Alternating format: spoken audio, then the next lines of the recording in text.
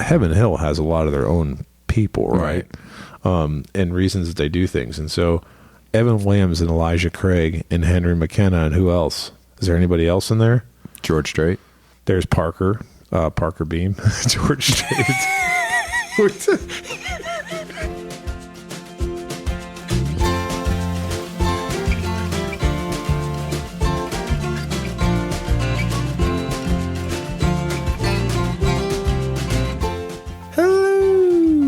Welcome everyone to episode 89 of The Mashup, the best bourbon conversation you're going to hear all week long. We're your hosts, Stephen and Anthony. Hello, Anthony. Hello, how are you tonight? There you go, right off the bat. I know. Well, just so everyone knows, it took about 5 or 6 minutes just to hit record because Giggle Monster over here is going after it. Yeah, because right before we started recording, we have a really high-tech lab set up down here. Oh, yeah. In Steven's basement, and he took the computer and he smashed it against one of the microphone poles. And I don't know why, but for some reason that's still hilarious to me. But I'm not letting you get away that easy. So, Stephen, when I came over here this evening and we were talking about catching up on things that have been going on, yes, you were reluctantly crouched at the starting line, yeah, engines pumping and thumping in time. Exactly. That's exactly what was happening. But you seemed very reluctant to talk about what your plans were for Christmas Eve. Well, I don't know if we have much of a tradition here. We tried starting them, but of course, they go 1 year and they fall to the wayside. Isn't that just the way things are with kids, though? Like, you can't ever plan too far ahead. No. You always have to be, So one thing is that I think at the time, I think I was the only one in the house that likes just high quality Chinese food. Okay. So Christmas Eve. Okay. So the 23rd. Yes. Is a mandatory Chinese food takeout night. Oh, so what are you getting this evening? Well, I think I've been overruled this year. Oh, are you serious? So they want to go to hibachi instead. Well, there's nothing wrong with that. No. I mean, you still get that. I just wanted some good takeout Chinese food. Now I have to get like classy hibachi food. What's your go-to? Is it like, do you eat spicy or, are you? Yeah. And what's the go-to dish?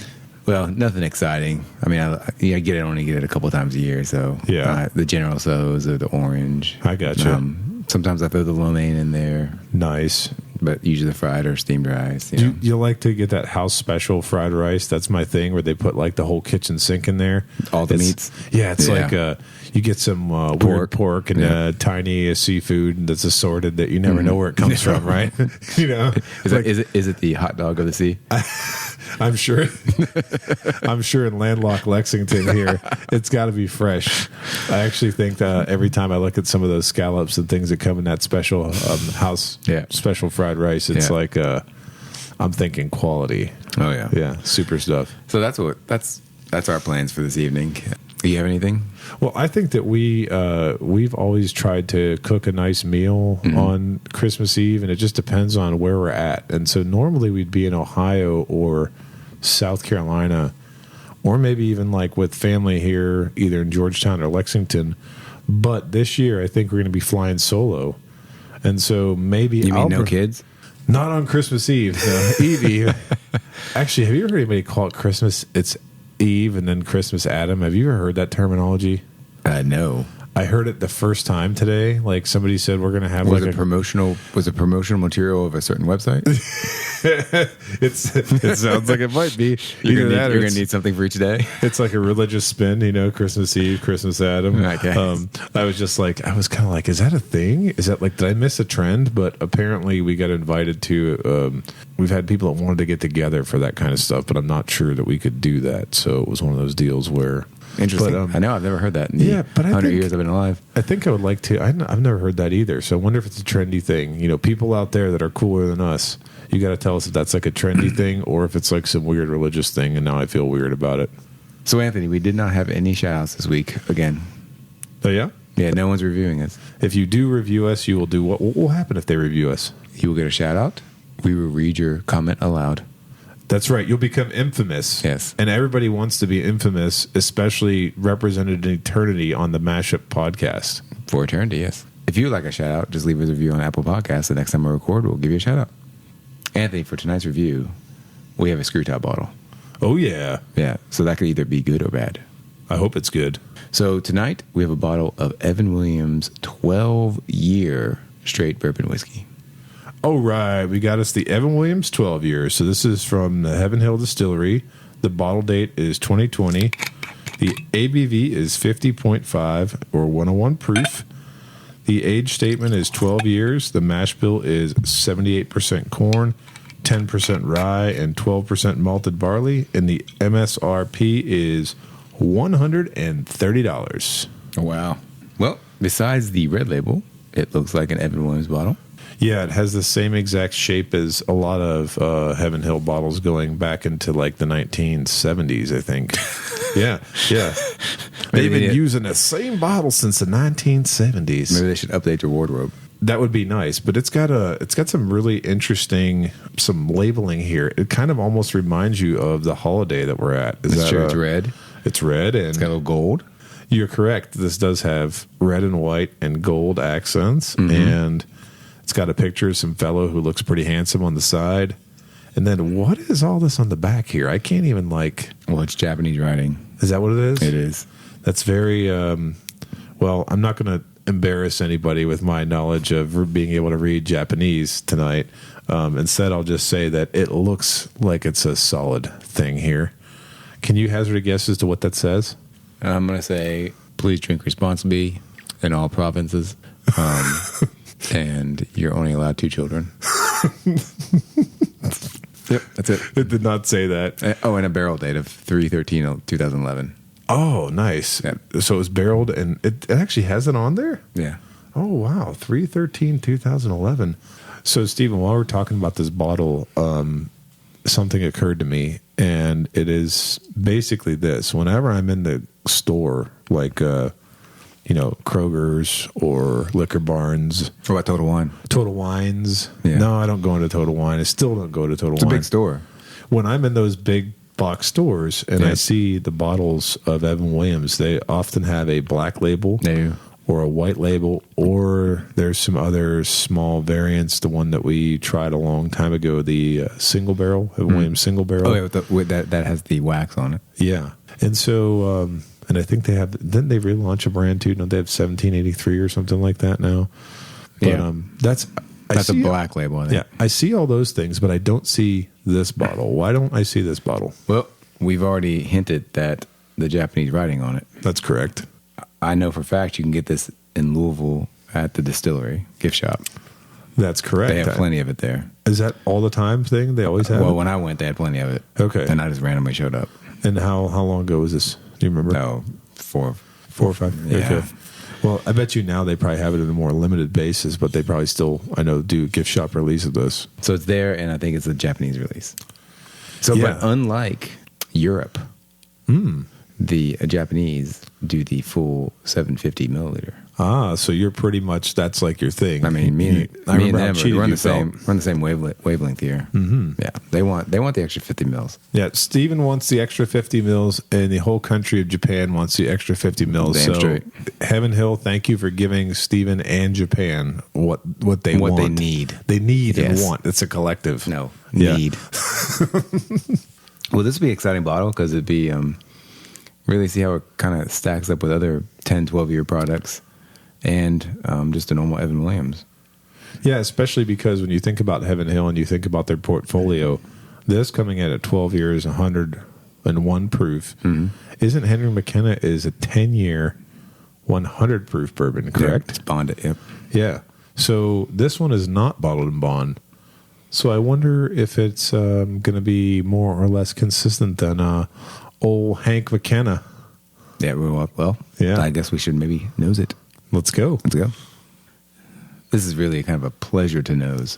Absolutely. I actually, was reminded of the time where, I was shopping for a leather jacket and I stuck my face into the rack of leather jackets and I inhaled deeply. No, that's, I'm getting a little bit of leather on the nose. Yes. And, say dark fruit or cherry. All right. Yeah. A little bit of cherry, definitely. A lot of brown sugar and kind of candied. Yeah, brown sugar, candied balmish, Yeah. very nice and sweet. It really is a pleasure. I know sometimes I call this out, but I'm definitely calling it out on this one. You get a nice vanilla caramel. You know, those scents. I mean, obviously you're going to pick those up with bourbon, but when they're very pronounced and very balanced with other, you know, notes, we're definitely going to bring that up. Has a really beautiful color too. Yeah, it's almost like a, what would you call that? Like a mahogany dark? Yeah, it's dark. Yeah, very dark, and coats the glass nicely. Legs don't hang on there forever, but they're pretty viscous. So you would think for the age and the price point of this product that they may do something a little special with the bottle. Yeah, like you mean make it not a screw top? And maybe a different shape, or I don't know. I would feel cheated. I mean, this doesn't really like scream at me like special. Doesn't scream special. No. Actually, you know what they started doing? Maybe it was in response to people like you that are concerned about, again, the newer versions of this. So this is a 2020. I think there are ones that released recently, like within the last year, that have a wax top. So it's like a gold wax top on top of this screw top with like a red ribbon or something that says Evan Williams, and it looks a little bit more fancy. I've seen them on the online, but I've never seen one in person. But the same basic bottle shape, though? Yeah, it's the same basic bottle shape. So if you wanted an I guess upgrade, they're keeping true to their... Now, I don't understand what you're so upset about. In all four, I guess, what are these quadrants of the upper part of the bottle right below the neck, you have an Evan Williams signature. It's 4 times, and not just embossed once, but 4. Yeah. That's a lot of signatures. Probably hurt his hand. He was signing a lot. Yeah. But one thing that I will say real quickly while we're talking about old Evan Williams here, because I know way back when we did the single barrel, we talked a little bit about him, but it says that Evan Williams, he was the first to distill, right on the banks of the Ohio River in 1783.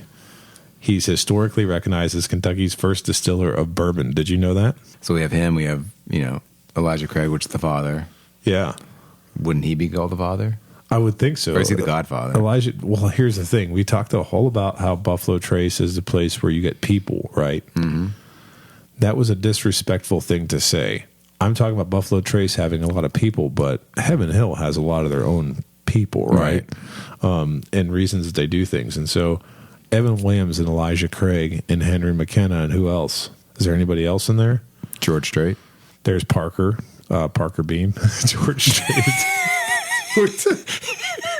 You didn't catch that. You threw one in there on me and I didn't even realize. You know what? A George Strait would be great because you could have George Strait, Kentucky Straight Bourbon Whiskey. Yeah. That would be a good one. George Strait Bourbon Whiskey. Yeah. Yeah, so they have all these names as well at Heaven Hill, and I hate to say this, but the idea that Evan Williams was the first distiller is something that's historically contested. So this gentleman by the name of Michael Veach, some would call him Bourbon Veach. He's a big historical guy here out of Lexington. He actually said that this is all baloney. How can they write it on there, though? Because I don't think it really matters. It's all marketing, and so they can get away with it. But yeah, I'm not the Bourbon Veach, but I do know what the Bourbon Veach has said, and he has spoken. He's the authority. He said it's probably impossible for anybody to actually say that they know who the first distiller is. Well, should we go for first taste? Sure. Oh man, here's what I'm going to say about this. I don't know if I've ever described a bourbon as such, but I'm going to start tonight. That's just wonderfully wonderful. So it's pretty easy to drink. Yep. It's got a little bit of a little burn. I mean, just a little baby burn. But you mean with sharpness? Yes. Okay. But I'm not really getting much out of it. You aren't? Are not. Well, sir, let me tell you what I'm getting out of it. Tell me what I'm missing or I'm doing wrong. It actually, to me, has like a very, the oak characteristic of this is very interesting because it starts off very sweet and then it turns almost like spicy and draws you up. Okay. But the flavors that I'm getting are a little bit of cinnamon. I'm getting a little bit of like fall spices, so maybe like a clove. There's these Greek cookies that my mom and grandmother made that had this clove in them. I'm getting that sort of flavor to it, so it's almost like a what really helped? Crusty sweetness. You know what helped these reviews?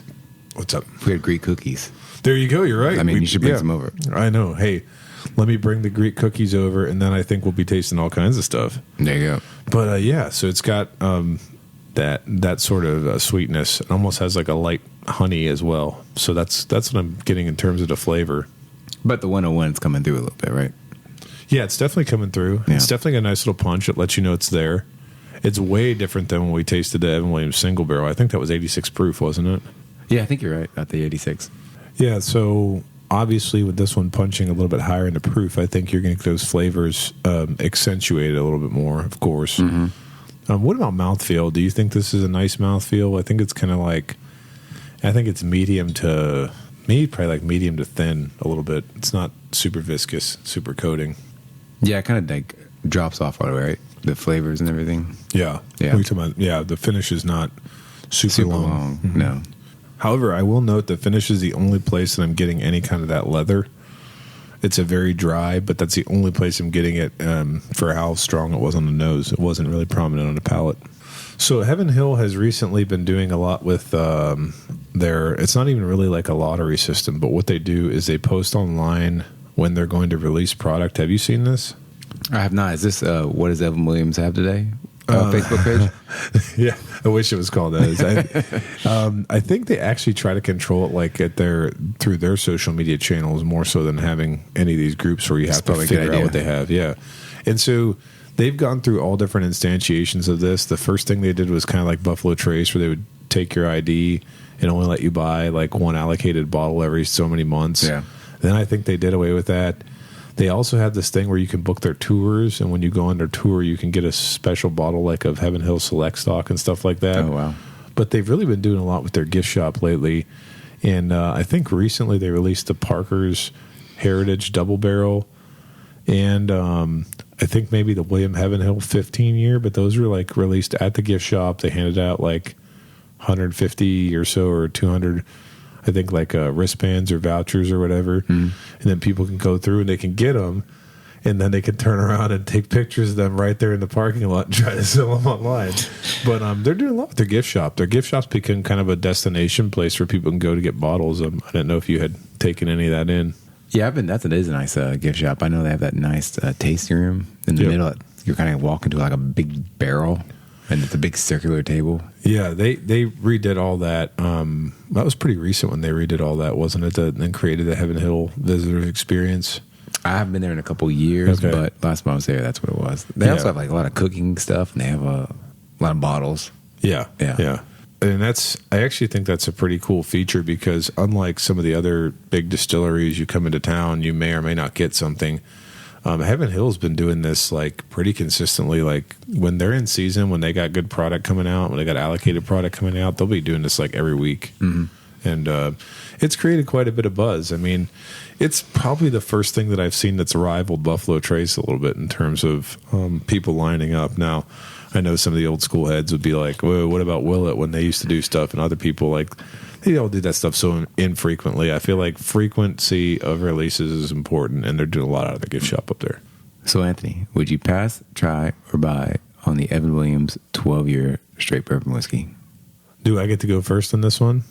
I said your name first. So I actually am going to be a buy on this one, and I'm going to tell you why. So well-aged Heaven Hill, you're going to have a couple of options to choose from. You're going to have your Henry McKenna, you're going to have your Elijah Craig barrel proof. I'm sure I'm missing some things in their profile, but for me, of the things that I've tasted and things that I could potentially get, so here's the kicker. This is going to be gift shop only or Japanese export when you can get it. I think when I got this bottle, I may have paid $175 for it. And the reason why I justified that is because like $175 shipped to my door, and I had tasted it before at a friend's house a long time ago, and I really liked it. And so I thought, this is actually sitting in front of us, the first bottle that I ever purchased from Enthusiast Markets. Well, it's exciting. Exciting, right? Mm-hmm. And had it shipped to my door. So I was willing to pay $175 for it, even though it's retail $130 plus tax. So, yeah, I'm going to be a buy. I just really like the flavors. I like the profile of it, and it just is hitting the right things for me. So I'm a buy. Well, I'm going to be a try. Okay. really enjoyed the nosing of this product. Mm-hmm. I think the tasting kind of fell a little short for me. Okay. And it's going to sound silly. I don't really like the bottle for the price. You mean the presentation of it? Yes. If it was in a nice box with a bow on it, would you be happier to have it? I could be moved Persuaded. a little more. Okay. Yes. I think for those reasons, I'm going to be a try for this product. Hey, I don't see anything wrong with that. No. I mean, the other thing too is like, think about this. I'm over here talking about Elijah Craig Barrel Proof. That's pretty available 3 times a year. It's 12 years old at cast strength, and it costs most markets now $80-$90. So you could still get an Evan Williams at 101 in 12 years. Is that really a deal? Am I talking myself out of my buy here? I might be. No, I still think that I'm going to buy it, but I see where you're coming from, especially given the fact that other product in the line, when you taste it, it's going to be probably a little more consistent, maybe a little more powerful if you want more power than this. Right. But I like the way this sips. So I was thinking about this while we were talking about Evan Williams and the false story of Evan Williams. I think down the road, I mean, first we'd really like to do a barrel pick at some point in time for a podcast, but eventually, way down the road, when we start our distillery, what fake story are we going to tell? That's what I want to know. You got any ideas of some fun story you want to dream up? I'm going to say you started distilling 1782. Okay. 1 year before this. And I'm going to call you the jackal of Kentucky distilling. The jackal? Yeah, the jackal. Okay. And then you franchised it in 1801. Yes. Franchise what? Distillery? Yeah. Back then you had a whole cafe as well. Oh, okay. Yeah, back in 1801. Did we serve lattes? Yeah. Was there people pulling up like, hey, I wanted skinny milk in my latte? Oh, they were big in almond milk back then. Almond milk, yeah. I was thinking 1801. The almond milk was banging back then. Yeah, it was banging. Popular. Yeah. And then, then we started a big hotel chain in 1810. Okay. Yeah, and that franchised well as well. So did we actually have the distillery running as a? Did we expand on the distillery grounds to build the hotel? Is that what happened? Well, our big markets were Kentucky and Japan back then. Back then. Yeah, so we kind of stayed to our roots. I really like this. I think it's a really good start of a brand. See? And that's the kind of branding that you get, from 2 bourbon guys that are we have genius level quality here that we bring to the table when it comes to thinking about how we can start our own brand. And I think that you're onto something. I like that. And with that, Latte, thanks for listening to this week's edition. Please like and follow us on Facebook, Instagram, and Twitter at The Mashup KY. Also, let us know your thoughts on the bottom of the comment section. Until next time, keep it neat and low fat.